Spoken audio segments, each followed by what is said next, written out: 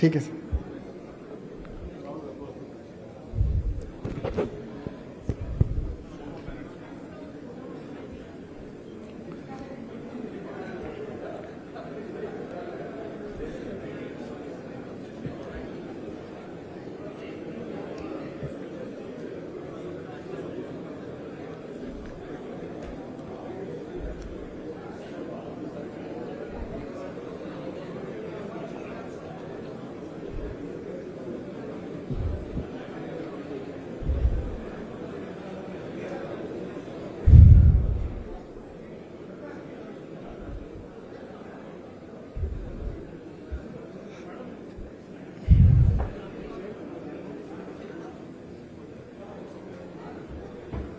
As you can see, ladies and gentlemen, we have both our chief guest, Shri Kinjarapu Ram Mohan Naidu, Honorable Minister of Civil Aviation, Government of India, as well as Shri Nara Lokesh, Honorable Minister for Human Resources, IT, Electronics and Communications, Government of Andhra Pradesh.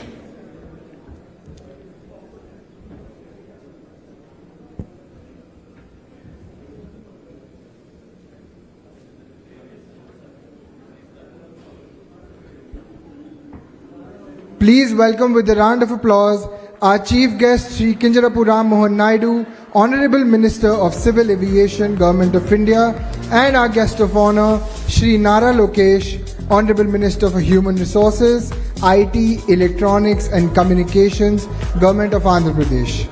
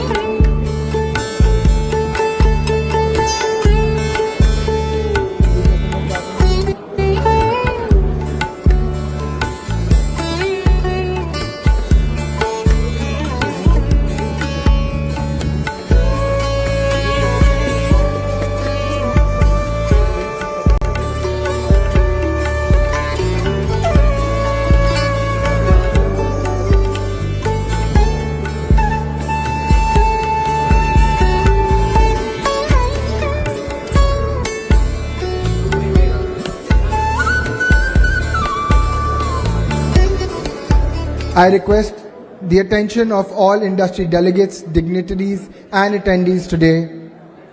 We'll be beginning with this session on Andhra Pradesh's aerospace and MRO vision, state initiatives and industry partnerships. Giving opening remarks for this session is Mr. Murali Krishna Gannamani, Chairman CII, Andhra Pradesh State. Please welcome him with a round of applause. Request Mr. Kanwarbir Singh Kalra, CEO GMR Visakhapatnam International Airport, to join him. With his special address, I request Mr. C.M. Saikant Verma, CEO, Andhra Pradesh Economic Development Board, Dr. G. Satish Reddy, as Advisor for Aerospace and Defence, Government of Andhra Pradesh. And for the second time, I have the privilege to invite our Honorable Minister for Civil Aviation, Shri Kinjarapu Ram Mohan Naidu, on stage, along with the guest of honor, Shri Nara Lokesh, Honorable Minister for Human Resources, IT, Electronics and Communications, Government of Andhra Pradesh. Round of applause, ladies and gentlemen, for sir.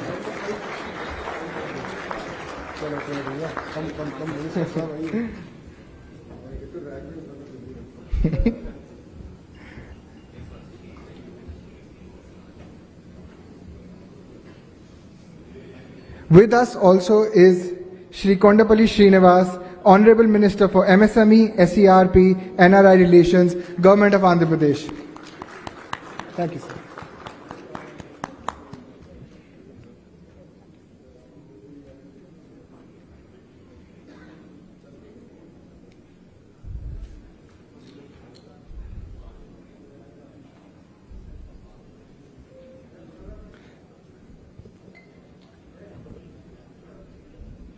To begin with opening remarks, may I request Mr. Murali Krishna Gannamani to the dais.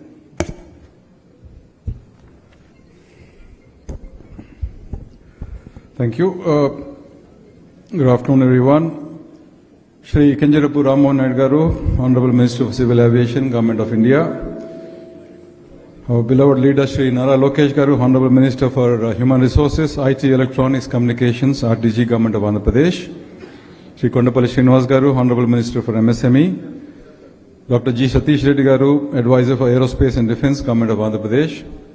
Mr. Saikant Verma, IAS, CEO, AP Economic Development Board. Mr. Kanwarbir Singh Kalra, CEO, GMR Visakhapatnam International Airport Limited. Distinguished dignitaries on the dais and amongst in the hall, esteemed colleagues from the industry, academia, ladies and gentlemen. It truly is an honor and immense pleasure to welcome you all to this special plenary session on Andhra Pradesh Aerospace and MRO Vision. Today we bring the spotlight on our state, a land of opportunity, innovation, enterprise, as it charts its path to becoming a key pillar in India's aerospace growth story. Andhra Pradesh is always known for its entrepreneurial spirit, abundant talent pool, and forward-looking policies. And with the announcement of Aerospace and Defence Policy 4.0, 2025-2030, the next 5 years, the government of AP has made a clear and ambitious commitment to attract over 1 lakh crore investments and create 100,000 1 lakh jobs in this sector. This is not just a policy on paper, but it's a blueprint to transformative growth backed by strong intent and enabling infrastructure. We have heard the Honorable Minister for Civil Aviation in the morning. He has shared his bold vision and his very big picture on how to transform and truly help realize this potential of this sector. Andhra Pradesh already has credit of setting on India IT revolution, which we all are very much aware, and we take great pride in how our dynamic and visionary Chief Minister helped truly unlock that potential back then. And I'm very confident that Andhra Pradesh again will also set examples in aerospace manufacturing and truly becoming an exemplar in creating this as a hub for aerospace manufacturing. The space is building dedicated aerospace and defense clusters, naval systems, UAVs, missile technologies, aerospace electronics, and R&D hubs. The upcoming Bhogapuram Aerotropolis with its greenfield airport, MRO facilities, R&D labs and training centers will be truly a game changer for both the domestic and the global industry alike.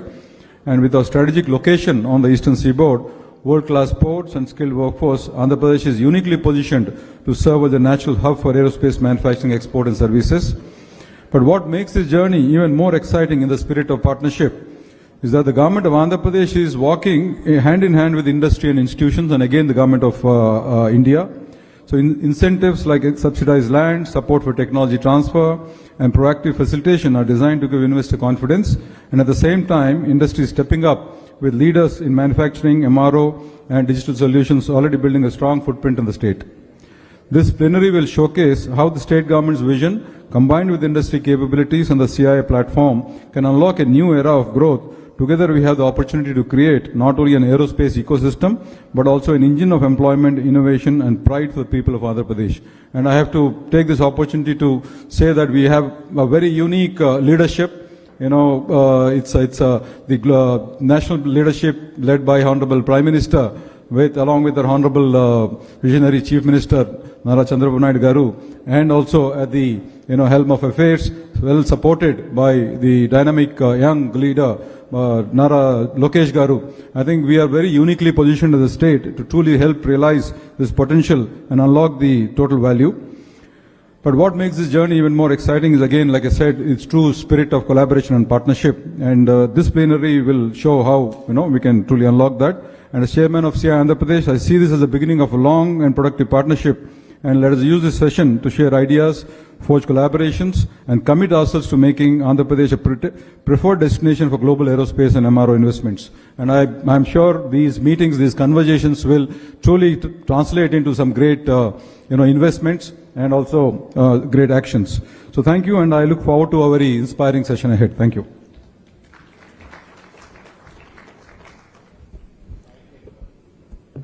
Thank you, Mr. Gandamani. For industry perspective, may I request Mr. Kanwarbir Singh Kalra, CEO GMR Visakhapatnam International Airport, for his views, please.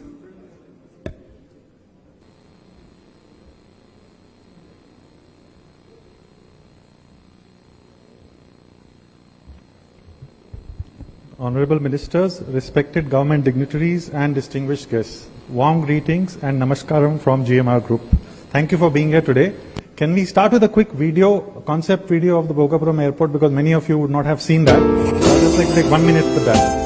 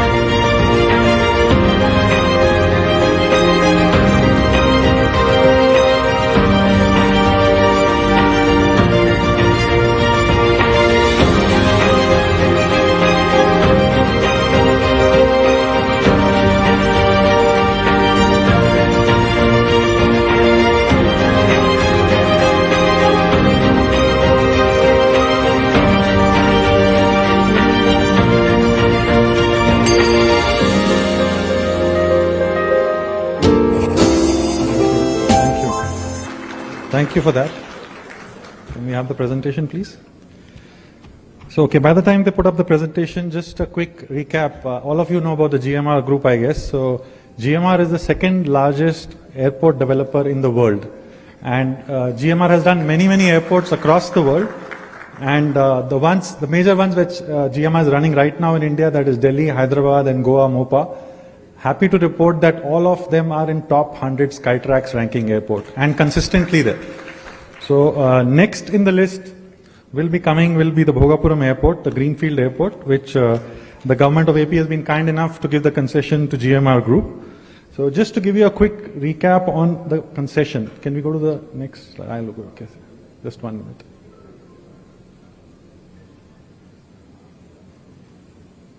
Yeah, so this is a quick brief on the GMR Group. So you can see many countries across the world, GMR has done many airports. Sorry, sirs, we have the presentation on your back. Oh, there's one in front. Okay, great. Okay, I didn't know that.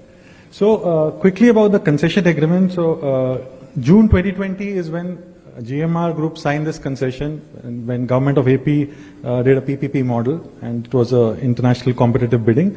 The concession was given on design, build, finance, operate, transfer model.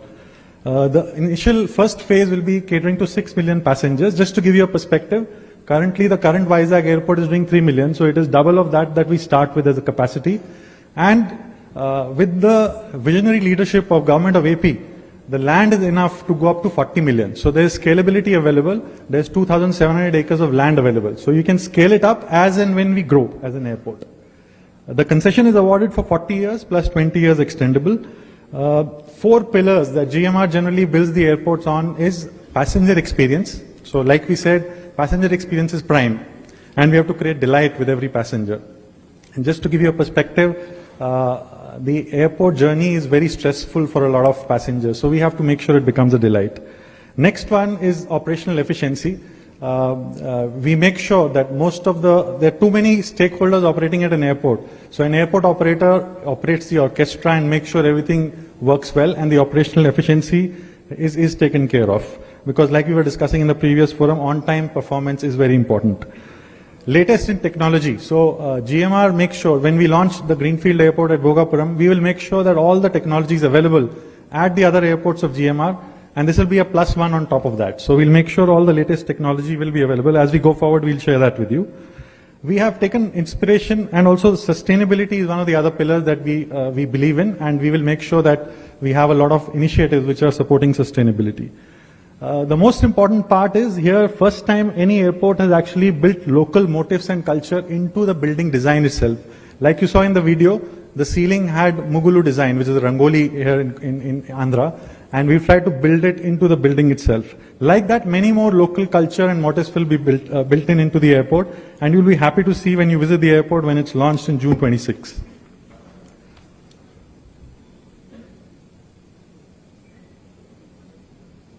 This is a quick overview of the master plan for phase 1. As you can see, there is a long runway, 3.8 kilometers. It can take any wide body. There's a parallel taxiway. And when I say operational efficiency, the RETs, the rapid exit taxiways on the runway, provide easy exit to the aircraft and lesser occupancy of the runway. So you have all these designed in the initial part of the airport itself. We have around 18 parking stands for the aircrafts. In the previous forum, we saw that many aircrafts are going to come in India. Now, where are they going to park? So there has to be enough parking space available in all the new greenfield airports. So we have 18 parking stands to start with, and this actually is a modular design. Like I said, you can go up to 99 parking stands, going forward as we grow. There's a terminal which is around 77,000 square meters, and everything is integrated into this area. So there's a fuel farm which is a single access, open access fuel farm. There's a cargo terminal which will be world-class cargo terminal. That is a part of this. In-flight kitchen will be there. So anything that a modern world-class airport will have, this airport will have it on day 1 of launch. A few of the important salient features. So it's going to be a Code E compliant, and occasionally Code F can also operate. So these are basically wide body aircrafts. Any type of aircraft will be able to land at this airport. And the runway is really long, 3.8 kilometers, really long runway. There's a parallel taxiway along with the runway, which provides easier movement of the aircraft, along the runway, and they don't block the runway. Then we have ATC tower, which is 55 meters, and we have 18 parking stands. Out of that, 7 are with aero bridges. So contact stands is aero bridges. So 7 are with aero bridges there. As I said, we have the latest technology. So self-bag drop, as you can see the check-in counters, 18 out of the 40 counters will have self-bag drop facility, which is the latest technology, which we are using in most of our other airports also. Immigration and immigration counters will be electronic. ATRS machines are basically automatic tray retrieval machines which are there at the security check to make the processing faster. These machines are used now, so they are the latest technology. 10 machines will be put so that there's no congestion at the security area. There will be self-check-in kiosk, and there will be a baggage reclaim belt, 4 baggage reclaim belts. On sustainability, there are a lot of initiatives like Minister Sir mentioned earlier. All the airports are focusing on solar in a big way.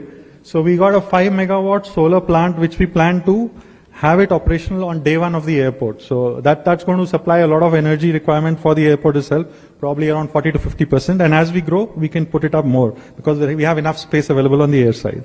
We have something called as a bridge mounted equipment, which is a ground power unit and pre-cool air unit. So these are used basically to make sure that the aircraft is not running on fuel actually while it's parked or while it's stationed at the airport, while the passengers are sitting in. So this makes sure that aircraft fuel is burnt less and better, sustainable initiatives are taken with this. We have a fuel hydrant system. So the entire fuel piping is underground through latest technology, and you don't need to have bowsers moving around in the airside, which provides a safer working environment. And also it's, in terms of sustainability, when bowsers don't move around, you have lesser fuel emissions at the airside.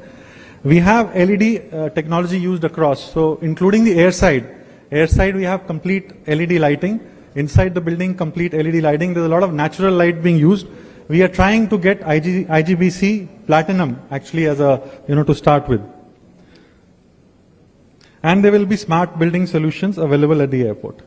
Next one is the most important one. As all of us know, that pharma sector, the other logistics sectors which are very, very highly operational in Vizag today, but we don't have enough, the international level cargo facilities available where we can ship your cargo material through temperature control facilities and through cold storage facilities. So that will be operational from day one. So we are putting a 25,000 metric ton capacity cargo unit, which will really help the industry in this area and the vicinity.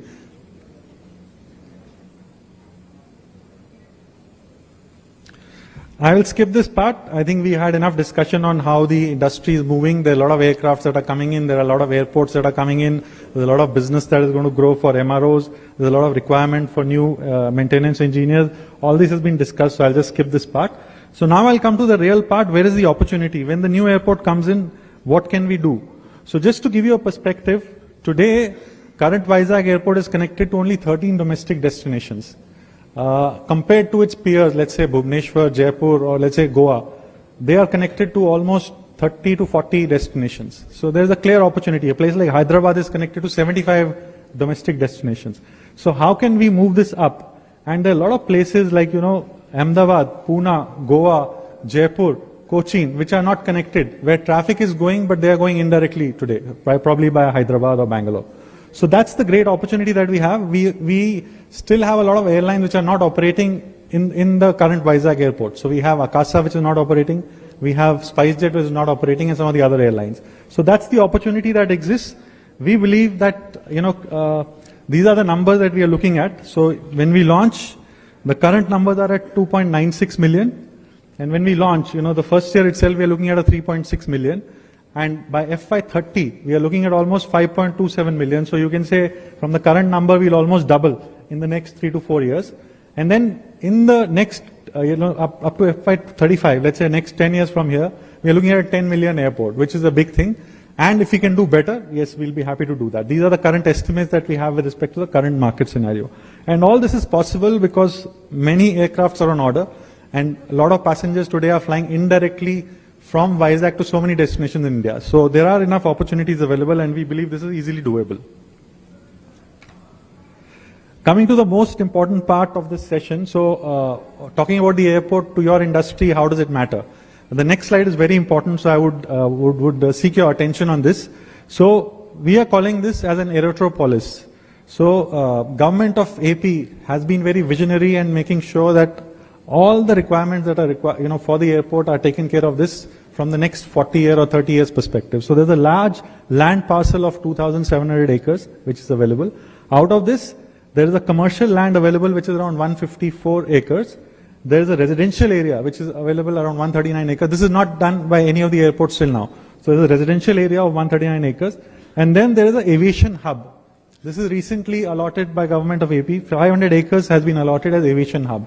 So all the discussions that, you were having initially in the first half, that, you have a lot of investments that will come in where manufacturing will happen, R&D will happen, in the aerospace segment, and you will need a lot of manpower. So this 500 acres can be used for all of you, to come and, put up your setup here, and we'll be happy to support. How this works? Well, see, most of the new developments are happening mixed use development, and next to the airport, if you do mixed use development, it really helps. So you have a residential area, you have a commercial area, and you have an aviation hub. Now, why does an aviation hub need to be next to the airport? Because proximity to the airport provides a lot of logistics, support to most of your industry, which needs sometimes complex cargo to come in, or sometimes you need to do some test flight, or you need to do whatever. So you need to have a close proximity to the airport. So all this helps, from the vision perspective of government of AP, that we have land available here, and we'll be happy to support you to come and invest into this. And government of AP is coming up with a lot of initiatives. So with government of AP being there, GMR expertise being there, and good local manpower. I think the local manpower is highly literate in terms of engineering, etc. And the cost of living is really low. So cost of putting up the operation is also low. So all that helps actually in terms of putting up investment in this place. So like I said, proximity to the airport, government support, strategic location. Another thing is this location. Let's say you're putting up some MRO facilities. It is in the catchment, one side is your Southeast Asia, the other side is Middle East. So you can also target the global markets sitting here in Vizag. There's a good industrial setup already available. So Vizag has many specialized industries like pharma, like shipbuilding. So you have a lot of good manpower available which can be used. And the areas where we thought of we could use is your MROs, manufacturing, design engineering, enabling infrastructure, technical skilling. But we are open to ideas. Anything related to aviation, we are most welcome, to get it to this 500 acres. Quick update on the progress. I'm sure people who are staying here would have already visited the airport. We are moving really fast. We started work actually in December 2023, and within 20 months, with support from Government of AP and support from Ministry of Civil Aviation and other government stakeholders, we really moved fast, and we've already airport authorities really helped us to do the calibration flight. So we finished our calibration flight in June, and that's the first milestone that we crossed. And now next step will be to get an actual commercial aircraft to land. So we are looking at that sometime in October, November. This is the real picture. This is the actual picture of the runway. So you can see that it's completely ready to take any aircraft on the runway. So airside is 100% ready. This is the center line lighting that you see, already ready and set. This is a parallel taxiway that you see there. And this is the terminal building. The exterior is more or less ready. Now we are focusing on the interiors. You can see aero bridges are already installed. So 7 aero bridges are already installed. And the shape of the building that you see, that is also inspired with local art and culture. So I don't know if I get it right in terms of pronunciation, but there are the local huts which are called chutilus. So they actually have a roof which comes and touches down the floor. So that's the inspiration in front that you see. The whole roof will touch into a water body of almost 2 acres. So it will look beautiful. You must have seen that in the video.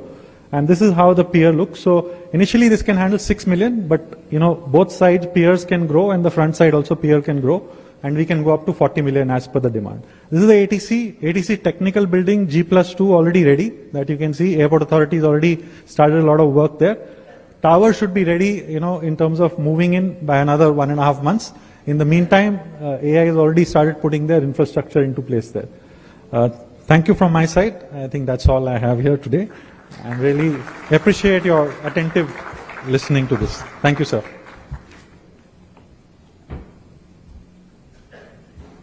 Thank you, Mr. Kalra. Continuing the industry perspective, we have Mr. BVR Mohan Reddy, Founder Chairman, Scient.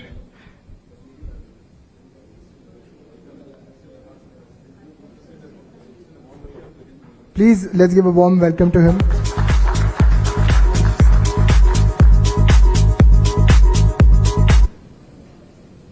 Honorable Ministers, Shri Ram Mohan Naidu Garu, Shri Nara Lokesh Garu, Dr. Satish Reddy, several other dignitaries on the dais, off the dais, good afternoon to all of you.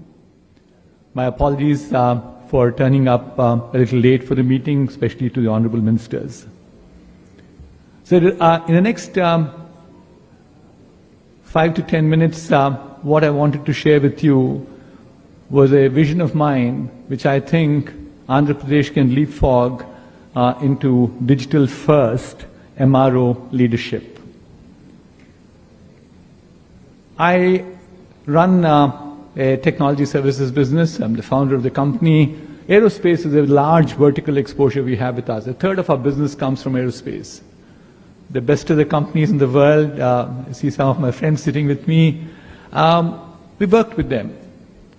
And one of them, in one of the senior executives, one of the conversations shared with me, saying that, Mohan, you people go ahead and judge an airline primarily by the seats and the meals they serve.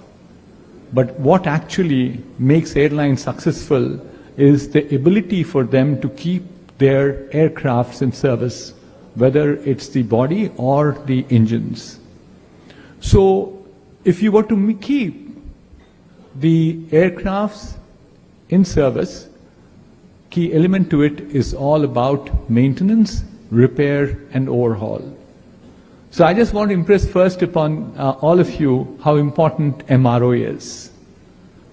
Moving on, why is MRO important? I saw my previous speaker skipping a slide saying that we've been hearing about it since morning, but I'm not going to repeat it either. But the highlights are, for certain, that what we see is that the fleet expansion that's happening in this country.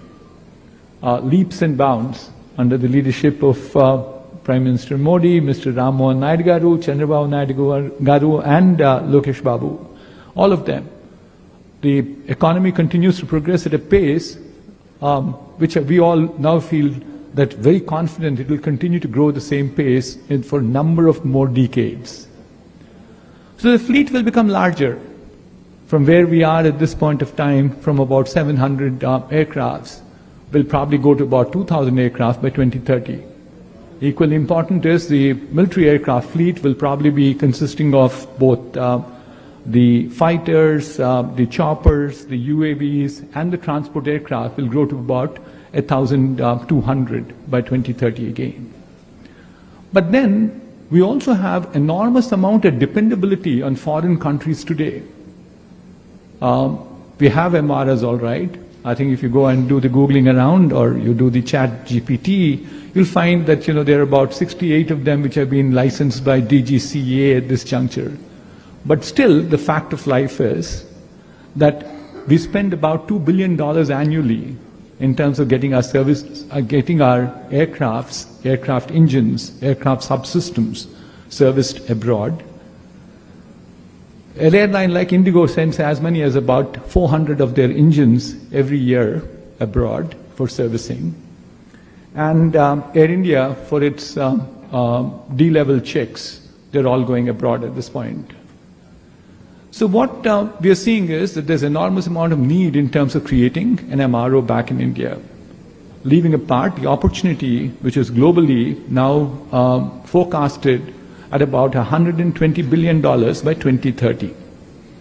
But equally important to the fact that in India, where we see that economy has to grow, excuse me, the MRO has a fairly strong multiplier.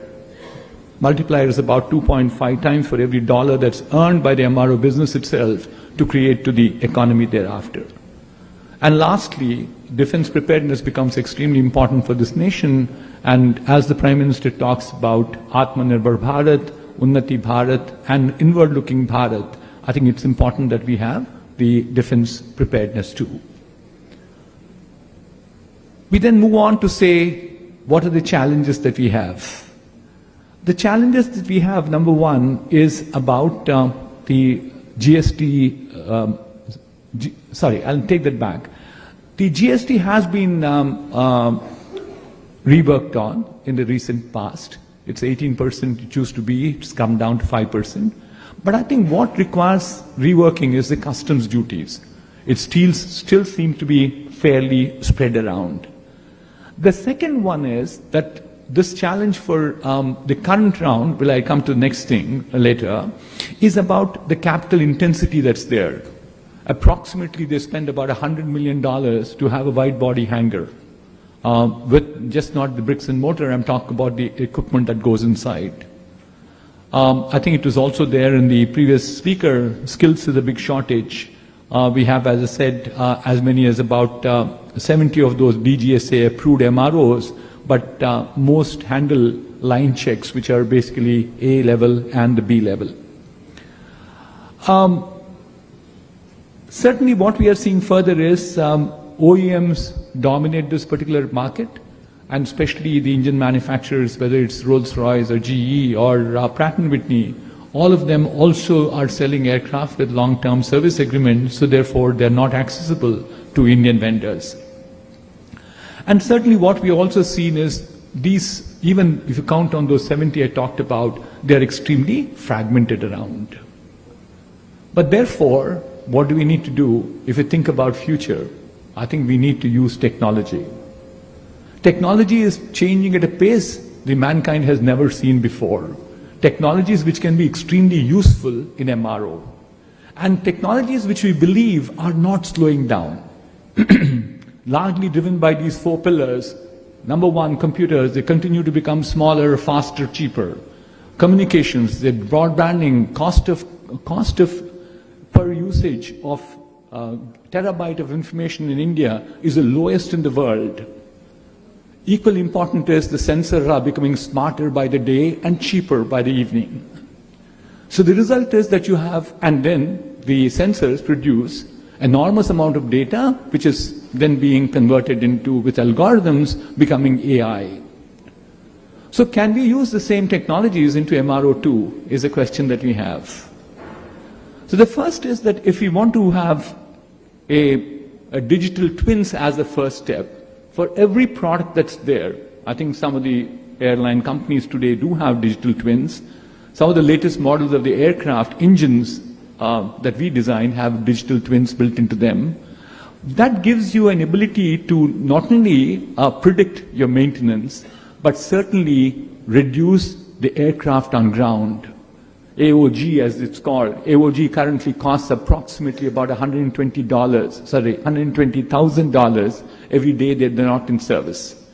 So therefore, I think we need to use technology in MRO by ensuring that we build engines, fuselages, and the rest of the subsystems which are going to be in the digital twin format, which makes us our ability to bring down the downtime and also make sure availability increases. The second one is the technology of virtual reality and augmented reality can be extensively used in terms of training our technicians. We're not doing that as extensively as we like to see it. And therefore, this so-called shortfall in terms of technicians can certainly be put on fast track very quickly. A third one is that we also can use drones and robotics extensively for the MRO operations. Drones detect the fuselage cracks. I think EasyJet has an example right now case where they are doing it quite extensively. Or the second one is there are some intricate areas where you can't even see, you can't even put your hand inside, whereas drones go and do the repairs themselves. Sorry, robotics arms go and do repairs themselves. And one more of that is all about the 3D printing. I had the honor of accompanying Sri Lokesh Garu today. We went ahead and launched a AI program for schools, to 50 schools in Vizag. And this is an initiative to ensure that the 7th graders, 8th graders, and the 9th graders understand what is AI all about. We had hardware, we had software, we had these Raspberry toolkits, we had curriculum, we had mentors, we had instructors. Lokesh Babgaru spent a lot of time today. The way in which he connected with the students and he saw what was being done. I wouldn't believe it myself. 7th graders trying to do automated wiper mechanisms. Just when there's a drop of water falling on a sensor, the wipers start working. Or the way in which the robotic arms can work. So therefore, I think, and also one more which we showcased to him today is the 3D printing part. And that's going to be groundbreaker in MRO operations. You don't need to keep, some parts cannot be done using 3D printing, all right. But there, even for that matter, GE right now just does the jet engine nozzles using 3D printing. So you don't have this challenge in terms of spares not available, carrying too much of spares, carrying the cost of spares, all that can be taken care of. So what we can therefore do is also there, the last one I have in the list of asks I have is to have a green and sustainable environment. MRO can be built as it's built for the first time. I think a good example that we have, which has been extremely successful, and I'm sure Honorable Minister would have seen it, and many of you probably know it much better than I do, is about the Seletar Aerospace Park in Singapore, as it's called the SAP of Singapore. And precisely what SAP or the Seletar Aerospace has done, we can do the same thing in the Bhogapuram Aerotropolis, that's how it's rightly pronounced. And what can we do there is right now, because it's greenfield, build a ecosystem that can create a cluster of MRO, I think the model I like to just highlight and call out is to say there's a similar model which made the IT industry extremely successful. It was called the STPI, Software Parks of India, which gave the ability for people to import them without paying duty, use them as and when required, with very little hassles around, which means that effectively the amount of cost of doing business is what I keep doing becomes quite minimal. And the ease of doing business becomes maximized. So therefore, Bhogapuram Airport, in terms of having all the features, including things like, a training academy, you look at the Seletar Aerospace Park, we have Singapore, NTU, Singapore University, all of them participating.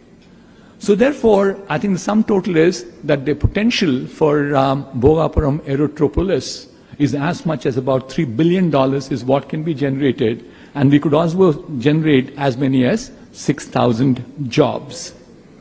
I'll only conclude by saying that we have an opportunity, and I'll make this pitch to every one of you and make an appeal to the ministers, honorable ministers, to position AP as the Singapore of India for MRO.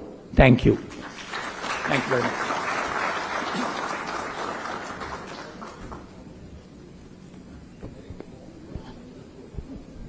Thank you, Mr. Reddy.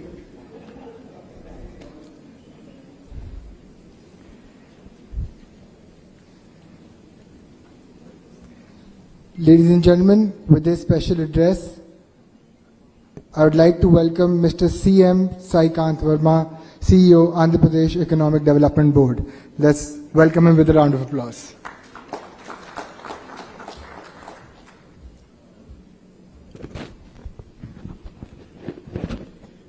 Can we have the presentation, please?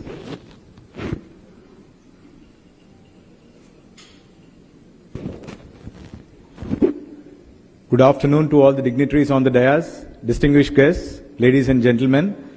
First of all, I thank the CII for inviting me over for such a wonderful event today.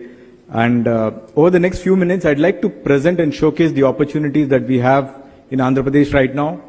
I want to present very briefly about what we are trying to do in Andhra Pradesh under the able leadership of our Chief Minister, and showcase some of the opportunities, particularly in the sectors of aerospace, defense, and MRO. Next slide, please.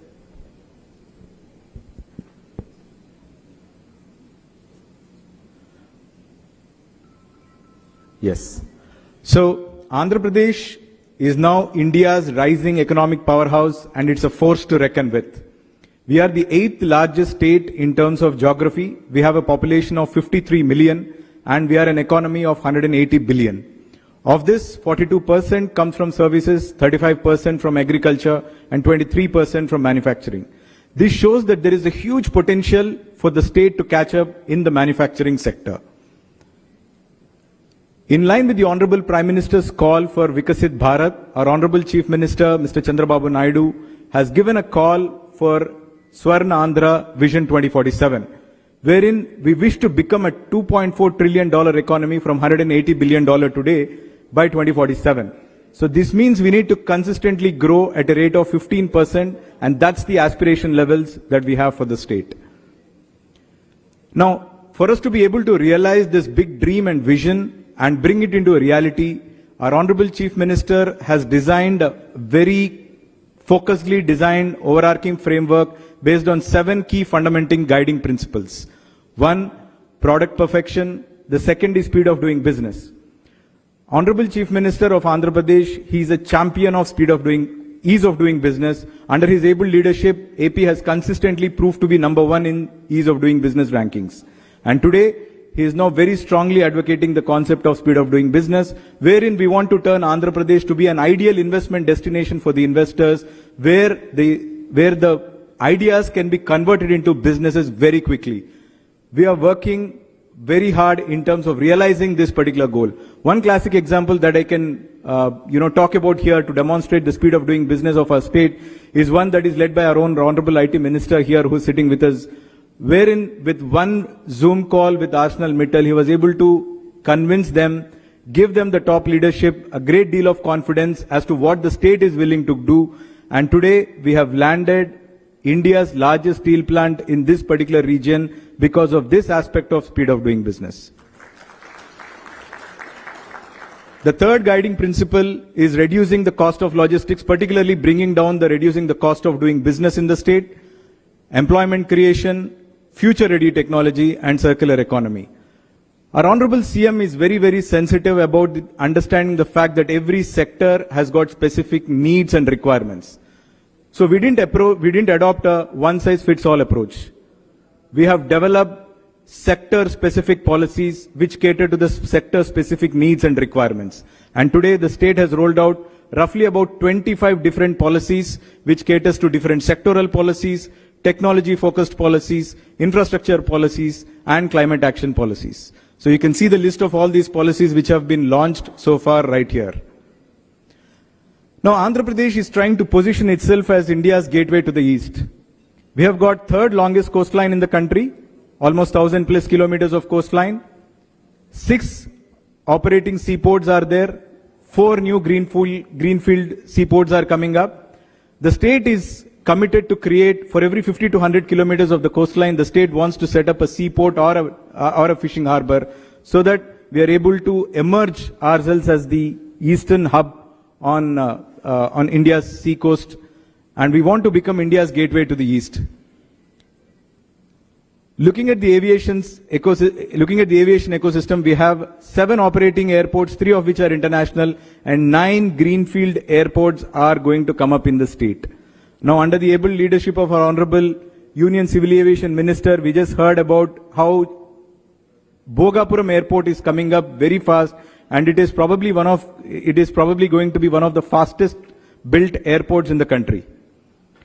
And one of the key nodal points of the entire aviation ecosystem is going to come up in Amaravati, where a new greenfield airport has been proposed in the form of a hub and spoke model, while we are trying to turn every other airport into a spoke, with Amaravati trying to become the hub of the East Coast connectivity in terms of the airports. In terms of the economic corridors, AP, we are trying to leverage on the 3 industrial corridors which pass through the state at this point of time: Chennai-Bangalore Industrial Corridor, Hyderabad-Bangalore Industrial Corridor, and Vizag-Chennai Industrial Corridor. Sector-specific industrial clusters are being developed across all the 3 nodes, all the 3 industrial corridors, so that we are trying to create ecosystems rather than trying to attract investments and standalone industries here in the state. And these are some of the marquee investments that have been firmed up in the state of Andhra Pradesh in the last 14 months, and this is just the beginning.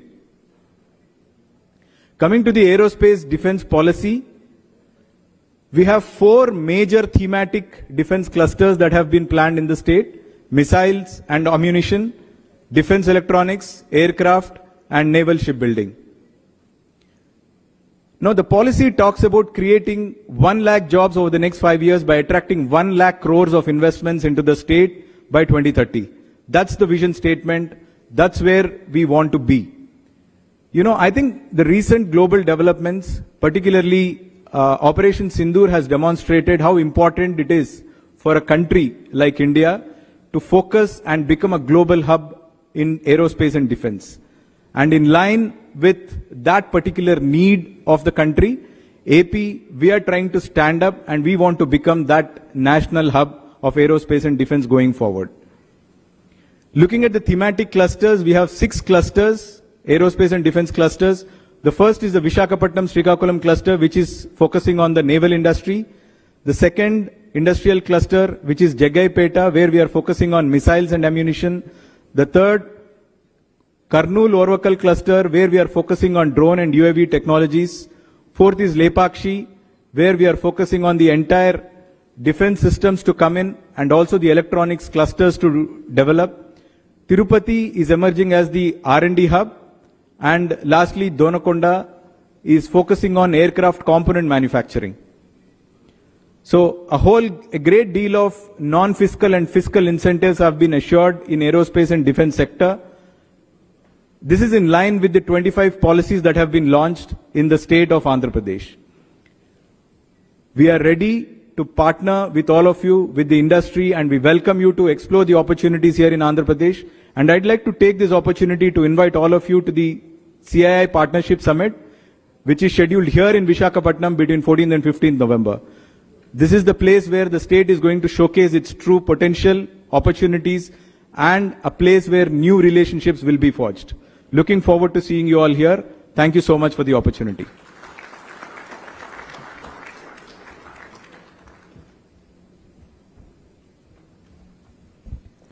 Thank you, Mr. Verma. Continuing with the keynote address, we have Dr. G. Satish Reddy, Advisor for Aerospace and Defense, Government of Andhra Pradesh. Round of applause, please. Namaskar. Honorable Minister of Civil Aviation, Government of India, Sri Ram Mohan Naidu Garu. Honorable Minister of IT, HR, Skill Development, Sri Nara Lokesh Garu. The Honorable Minister of MSME, Government of Andhra Pradesh, Sri Srinivas Garu. Sri Mohan Reddy Garu, the Chairman CII Murali Krishna Garu, Mr. Sai Kant Verma, the CEO of Economic Development Board of Andhra Pradesh, and all other eminent personalities here. The Civil Aviation Secretary, Mr. Samir Sinha, is here along with his colleagues. We have Mr. Salili and all others. Namaskar to you once again and good afternoon to you.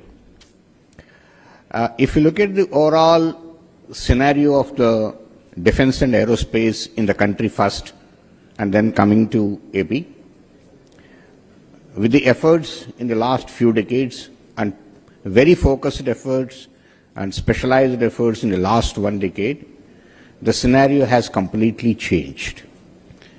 In the defense sector, about 10 years back, we were struggling to have just around 30% as the indigenous content in the whole weaponry equipment what armed forces had. And today, it has crossed 65% in the whole thing what we have in the armed forces today. That is one huge change. Lots of systems have been developed indigenously in the country, and country has become self-reliant in many of the areas: missiles, radars, sonars, torpedoes, electronic warfare systems, AWACS systems, aircrafts, tanks, armored vehicles, ships, submarines. Many of the things we are able to build in our own country today. The budget has gone up enormously. See, it is 6,81,000 crores is the budget of the defense today. Out of that, the capital procurement is about 1,75,000 crores. That's the thing. If you look at last year, out of the 1,75,000 crores of the capital budget, the indigenously manufactured items were 1,25,000 crores. 1,25,000 crores for the indigenous thing. The immediate response from Honorable Defense Minister Raksha Mantri Sri Rajnath Singh ji is that we should make it in the coming next financial year, we should make it 1.75 lakh crores. And then the target for year 2029 is 3 lakh crores. This is the way the indigenous manufacturing capability in the country is going with various policies which have been brought up. The country, Bharat, has been one of the leading importers of defense equipment. We were standing in number 1, number 2 positions in the globe. Now today, it's turned around. We started exporting. Last financial year, we exported 23,666 crores worth of defense equipment from this country, and there was a lot of potential to do, also much more And now the target given by, again, Honorable Raksha Mantri is make it 50,000 crores by 2029. This is the way the defense sector is taking a shape. In the same way, in the aero sector, lots of aircrafts are being manufactured here in the country, leaving aside the helicopters, which HAL is making varieties of helicopters.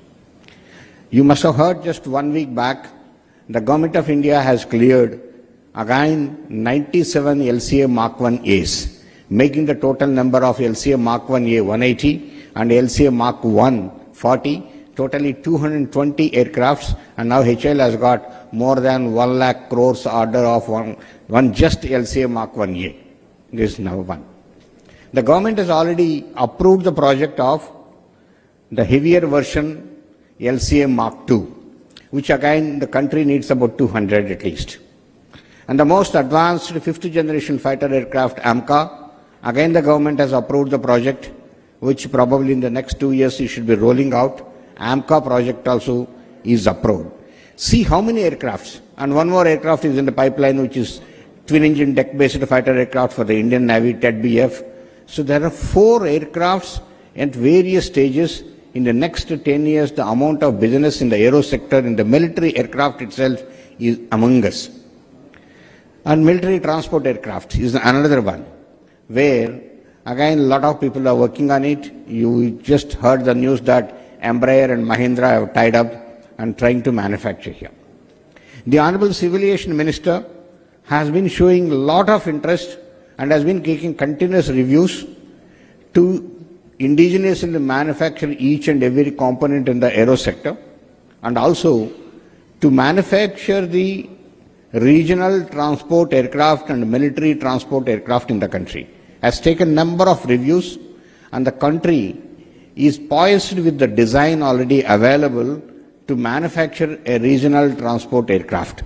I am sure the Honorable Minister will be able to take it forward and make that the country comes out with a civilian aircraft manufacturing hub also in this country. So this is the way the whole country in the defense and aero sector, the way it is shaping. I am not talking about much space. All of us are aware how the space is evolving itself, and we have completed our Chandrayaan mission. Now we are going for man in the space and Gaganyaan, and then we are going to have a space station and many other things which are going to come. And the surge in the activities in the aerospace sector is enormous, with a lot of industries, particularly startups, coming up in a big way in the country. So this is the overall scenario in the country.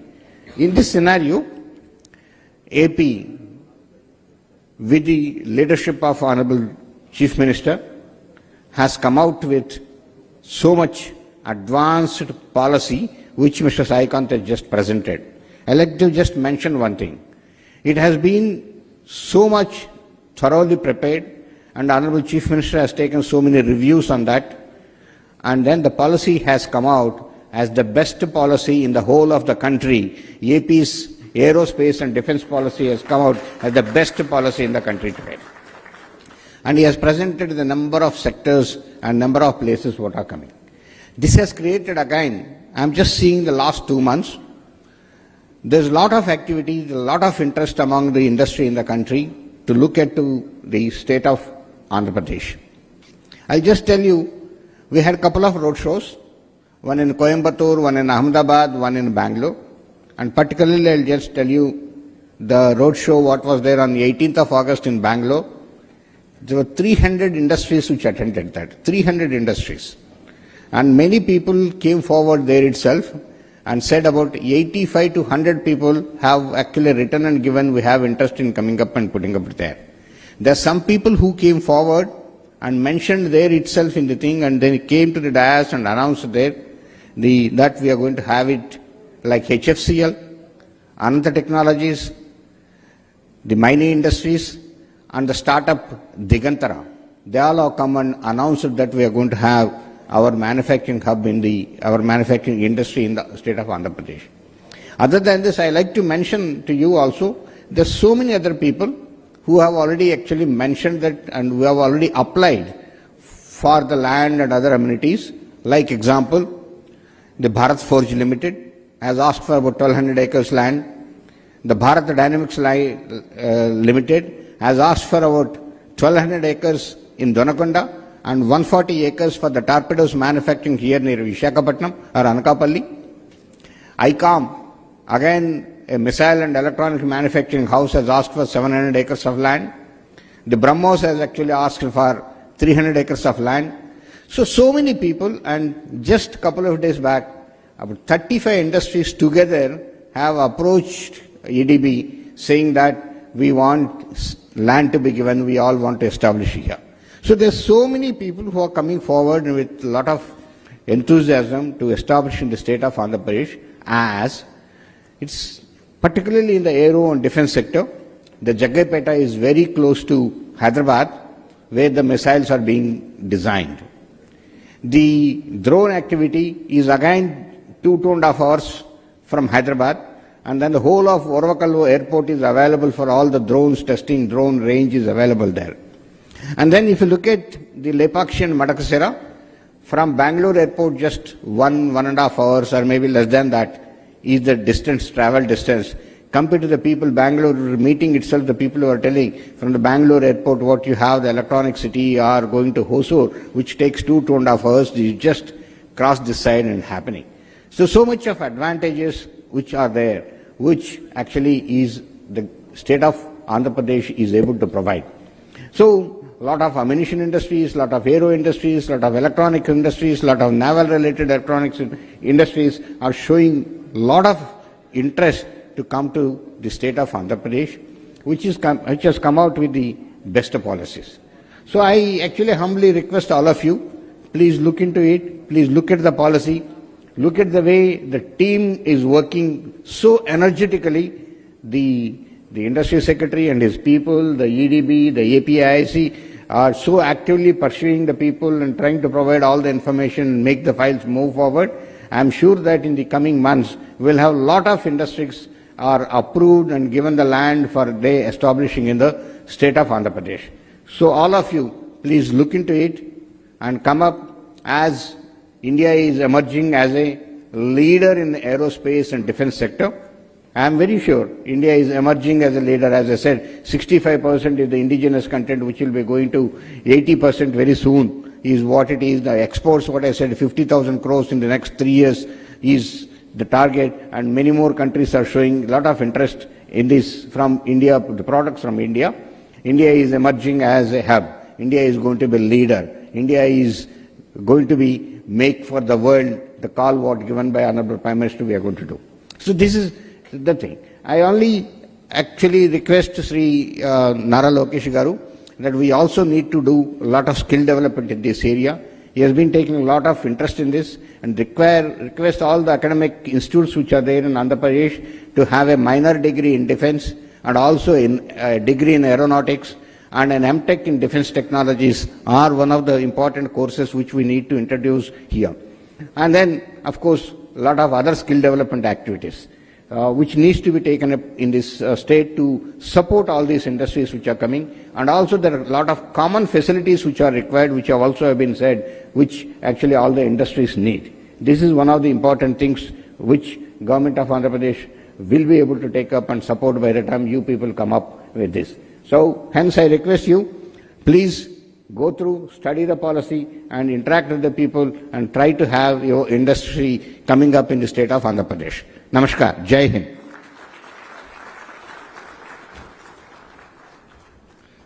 Thank you, Dr. Reddy. May I now invite Shri Kondapalli Srinivas, Honorable Minister for MSME, SCRP, NRI Relations, Government of Andhra Pradesh.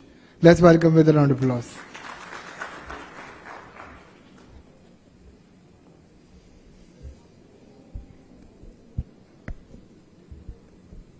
Respected Minister for Civil Aviation, Sri Ram Mohan Naidu Garu, and my leader, respected Minister for HRD, IT, and respected dignitaries on the dais and off the dais. It will not take much time. It's been a long day for you. But I would like to make a note, as a Minister for MSME for the state of Andhra Pradesh, I would like to make a note that as large and large industries are coming into the state, there are equal opportunities for MSME units as well. As an SME, there are a lot of opportunities that are being opened in the state of Andhra Pradesh. As you've seen, my colleague, my CEO for EDB has presented the future of Andhra Pradesh, how the state is going to classify it in terms of sectors where the aerospace and defense could be developed.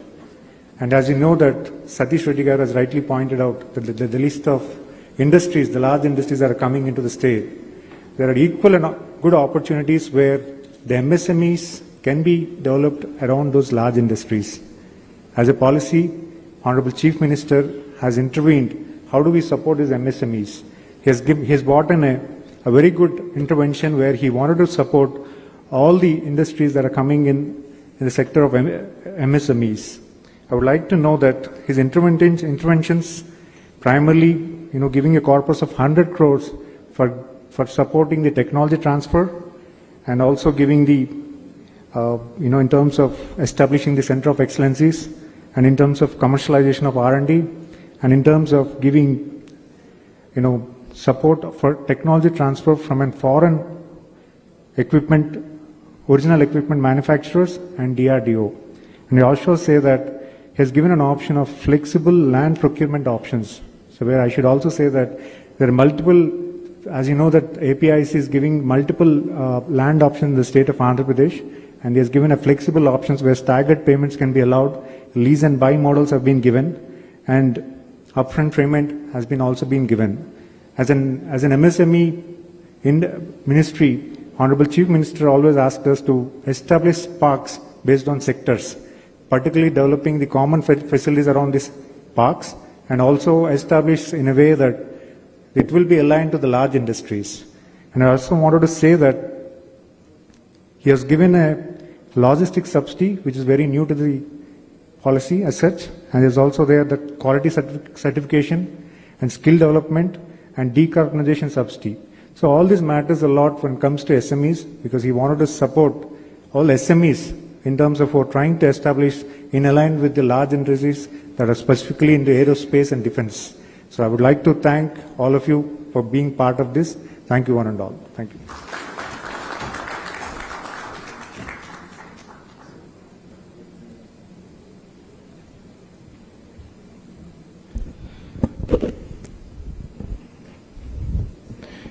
Thank you, Srinivas sir. Finally, I would like to invite our guest of honor, Shri Nara Lokesh, Honorable Minister for Human Resources, IT, Electronics and Communication, RTG, Government of Andhra Pradesh. Ladies and gentlemen, a round of applause for sir.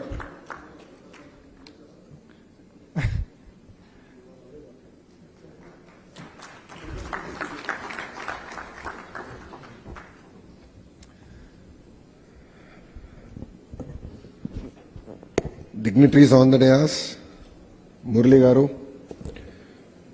B.V. Mohan Reddy Garu,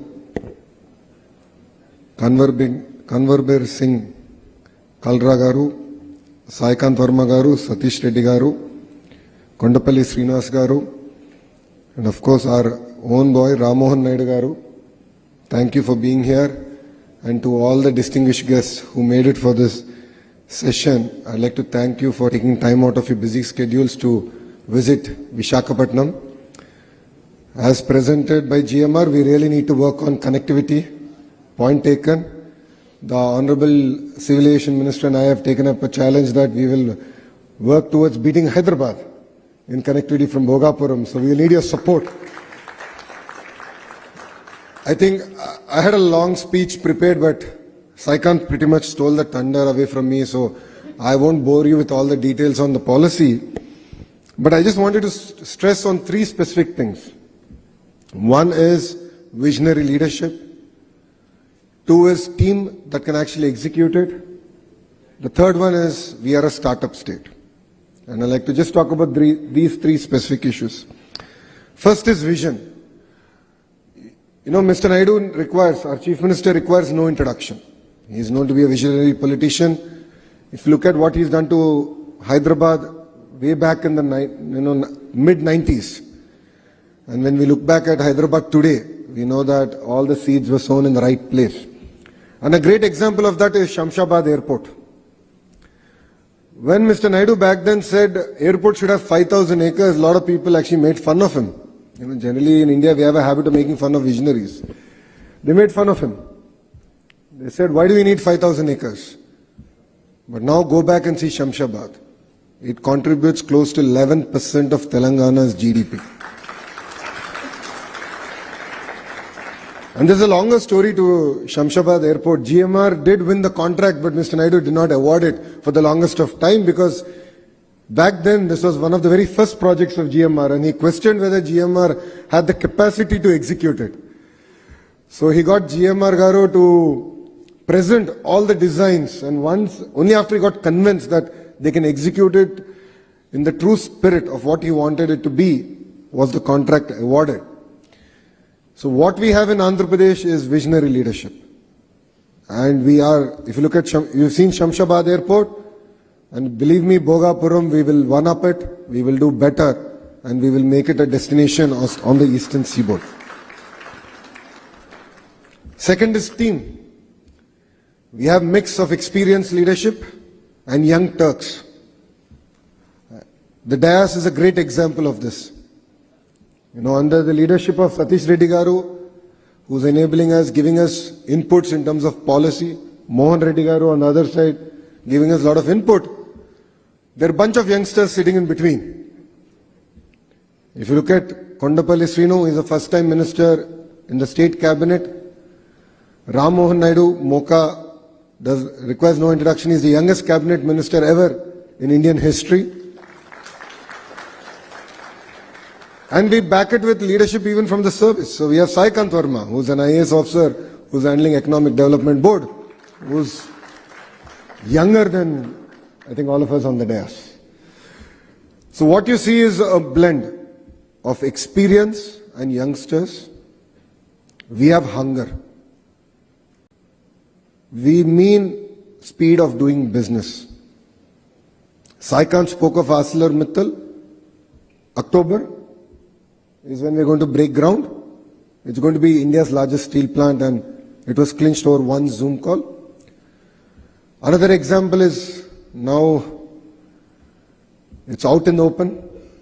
Google is going to build one of the largest data centers here in Visakhapatnam. Actually, that conversation started here in Novotel when the Google leadership came and I personally drove them, showed them the land and explained to them the vision with which we want to build an entire data city. That's another example. Third, I would like to also share in renewable energy space. I'm sure all of you know the company called Renew. I went to break coconut to start a new plant where they're going to do solar and wind energy production. So we went there and we broke coconut. I told Sinhaji to make Andhra Pradesh his second home. Then I heard he's getting into manufacturing. I just dropped him a WhatsApp message and said, boss, we are ready here in Andhra Pradesh. And we also got manufacturing to Andhra Pradesh. So why am I sharing all this with you? Once you sign with Andhra Pradesh, it's no longer your project, it is our project. So if it means we have to lobby with the leadership from civil aviation, we will lobby on your behalf. If it means we have to lobby with NMDC, we have done it.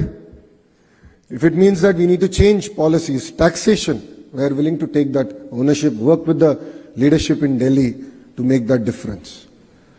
So we have the blend of young leadership backed with seniors giving us tremendous amount of guidance, and then we deliver on the speed of doing business.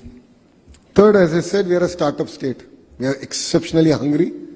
Like all the startups here, I've seen the booths, I was observing what you do, the kind of sectors that you represent here. We are hungry.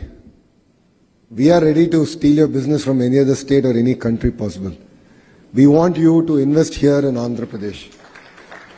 And I jokingly say, Andhra Pradesh is on the better side of Chennai, Karnataka, Bangalore. And we are really excited to bring land your investments here. Saikant Verma, he's the only IAS officer in the entire Economic Development Board. Under him, he has all professionals who have joined us from Invest India, few other state investment promotion boards. The best in their field have come, joined us.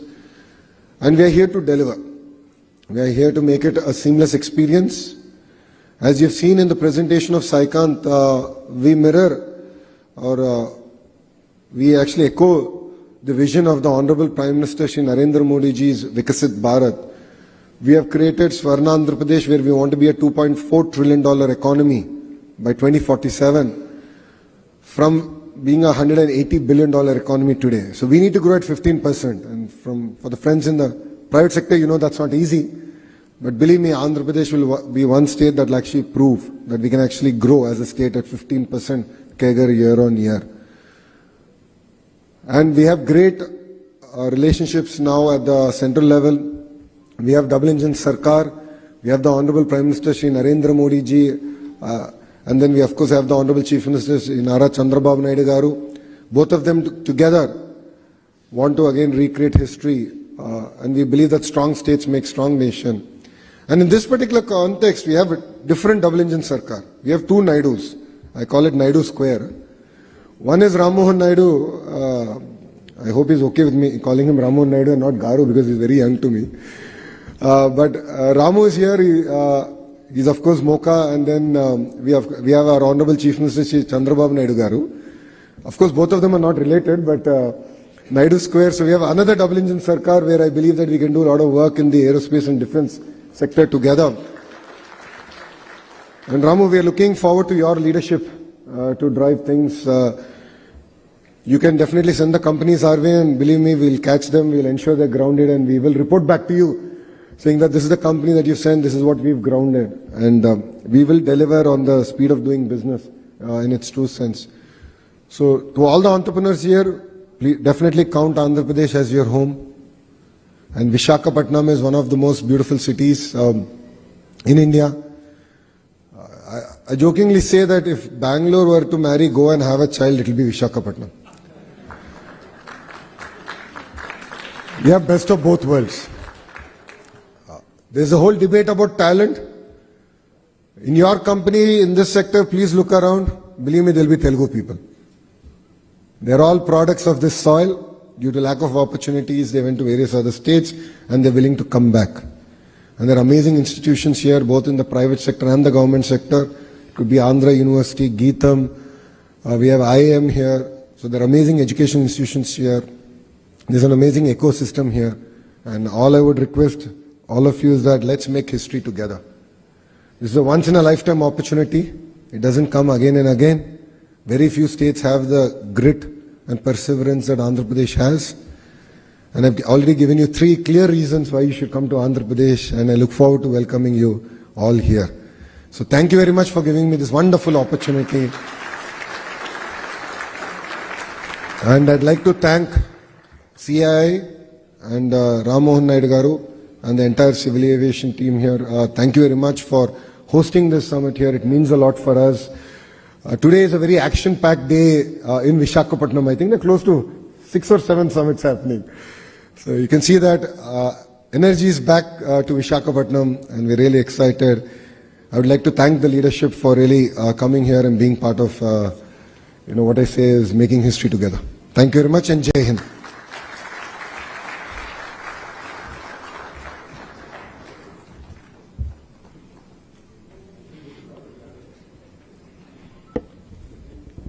Thank you, Shri Lokesh, for your remarkable address. May I now invite our chief guest, Shri Kinjarapu Ram Mohan Naidu, for his address. Thank you, sir. Thank you. Good afternoon to each and everyone. I have already given a very elaborate speech in the morning in the inaugural session, and I am taking this opportunity again especially to thank our young and dynamic leader, always an inspiration for the younger generation, Lokesh Anna Garu, for specially gracing this event, and Minister for our MSME, Kondapalli Srinivas Garu, B.V. Mohan Reddy Garu, Satish Reddy Garu, and all the important people on the dais. And I have to also thank all the dignitaries that are here. The energy and enthusiasm that I got to witness in the morning, I can see it again in this time also. Usually, when you have a multi-session, especially which is overflowing after lunch, the energy kind of dilutes a little bit. But I see a lot of enthusiasm here. One, I can tag it to the presence of Lokesh Anna for him being here. He has brought in a lot of energy and enthusiasm. And also I think this sector is right now in that space where everyone is eagerly looking and excitedly looking to do something about. And I've already talked about why this sector is very, very important. This is the right time to invest in this sector. This is the right time we all move forward, synchronize, synergize, so that we can not only become one of the global aviation hubs, but we can also cater for some of the requirements that the industry is going to need in the coming days also. And the right time and the right place. The justification has been given by the state government and especially our Lokesh Anna garu also. I have to admit, see, this is the second aviation aerospace manufacturing summit conference that we are having. As civil aviation minister, we have a certain liberty and leverage to guide a certain location. And in fact, the first one happened in Gwalior when Jyotiraditya Scindia ji was the minister. And it is quite natural for me preferring Andhra, but I would tell you the seed was sown by Lokesh Anna. This was 3 months back around when he found out that aerospace has so much demand and there is so much potential, and he ensured that all the support will be extended from the state government, and especially you can see it from the beautiful defense and aerospace policy that they have created. I can assure you as a Minister of Civil Aviation that out of all the states, this is one of the best policies that you'll see in the country. And they have worked really, really hard. They have looked into all the policies that are there right now across the country, and they have did a +1 to each and every aspect of it. And they have made sure that it is not only going to be a beneficial thing for the state, but also the person who is going to invest. There is a mutual consensus that is going to be created when you invest in the state of Andhra Pradesh. So as a minister from the government of India, I would like to congratulate the government of Andhra Pradesh for creating such a beautiful policy, because even if it is in Andhra Pradesh that the industry is going to come and create a strong ecosystem, the country is going to benefit. So we have the right leadership, we have the right time, and we have the right place. Now the right decisions have to be made. And I request each and every one of you that is present here to once again invest in the state of Andhra Pradesh. You know that I am the Minister of Government of India. You can take me out of Andhra, but you can't take Andhra out of me. So I'll be pushing for Andhra Pradesh. And also, I'm seeing the presentation that has been given by the AP state government. Especially I was looking at the airports, 9 airports. With our Honorable Chief Minister, the number keeps increasing month by month because he sees the potential and he sees things which we can't see today. That is the beauty of this man. That is the beauty of the vision that he has. And the most importantly, when we talk about the policies also the state government is creating, you might go to other states and they'll say, we'll match the policy. Okay, we are also going to give you these kind of benefits. Why don't you come to us? Because it has become a very competitive field today. Between the states also there is a nice collaboration, including the competition that we see. But what is very important for each and every one of you to take note of, no matter anyone can match the policies or the benefits or the incentives that we can give. I mean, Andhra, the state of Andhra can give, but nobody can match the vision of our Chief Minister, Chandrababu Naidu garu. He is the key here. He is a man of vision.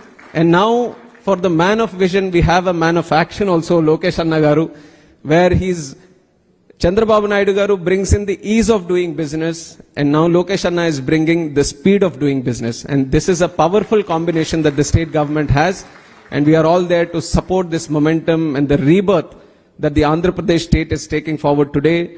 It's a startup state, but a very, very aspirational state today with a lot of forward-looking policies and investments which are going to create a buzz not only in the country but across the globe. And I've taken the example of Quantum Valley earlier. So these are some of the concepts. And I've talked very vastly into all the various aspects of aerospace manufacturing.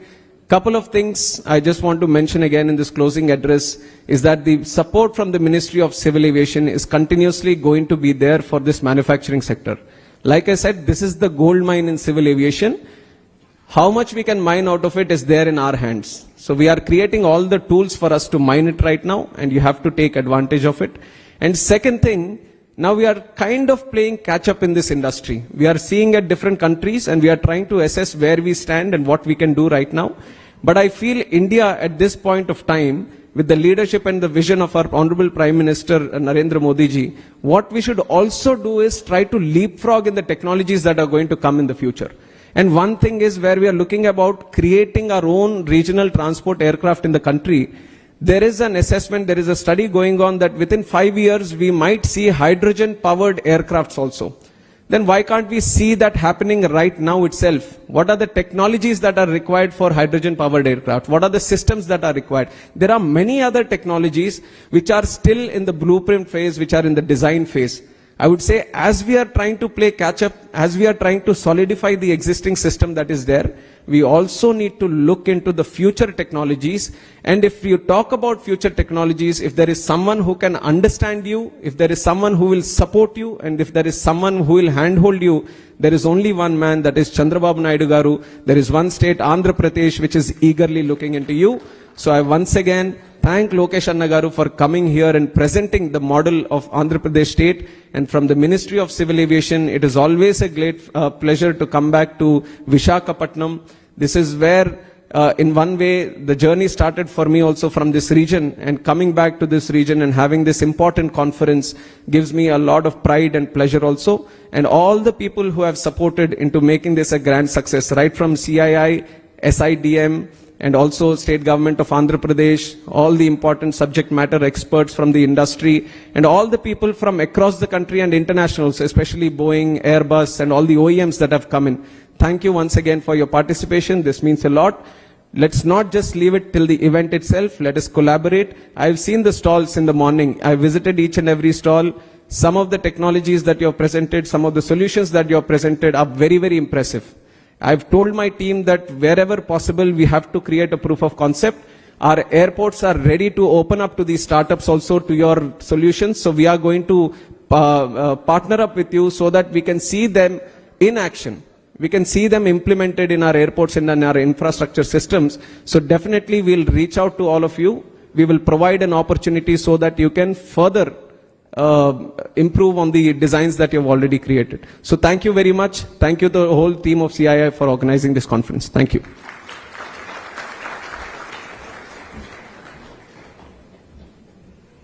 Thank you, Honorable Minister.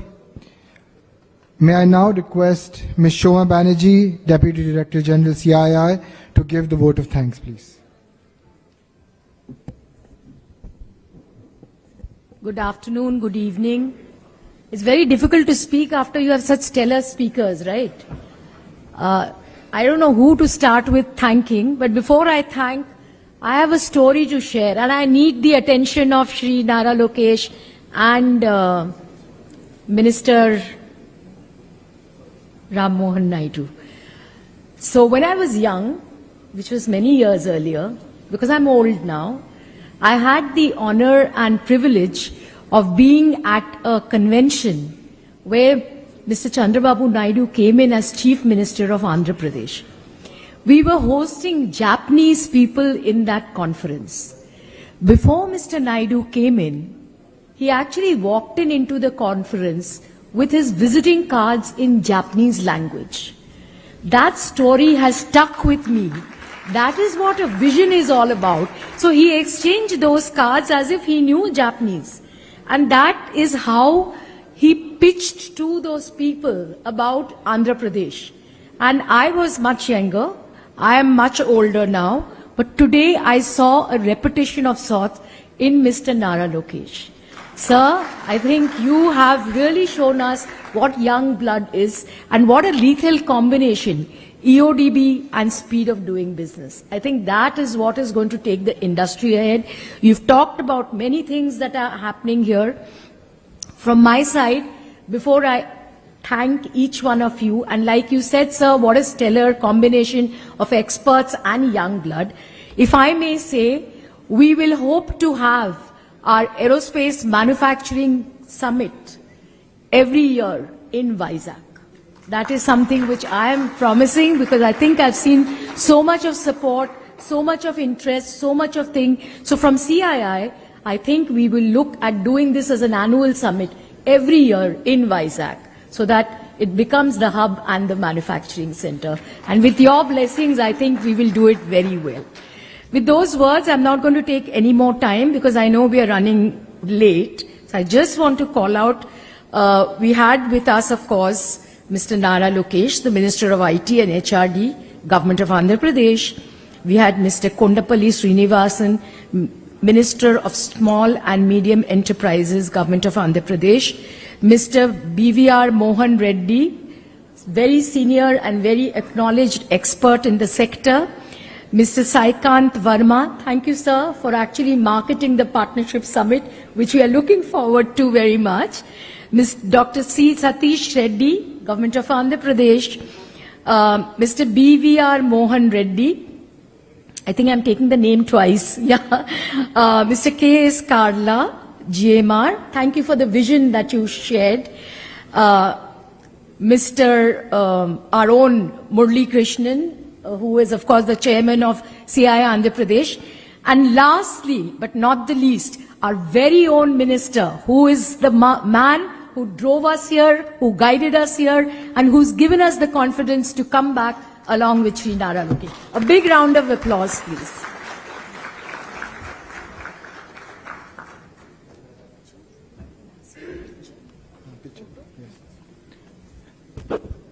Dignitaries on the dais, may I now request you all to move ahead for a photo op, please, sir.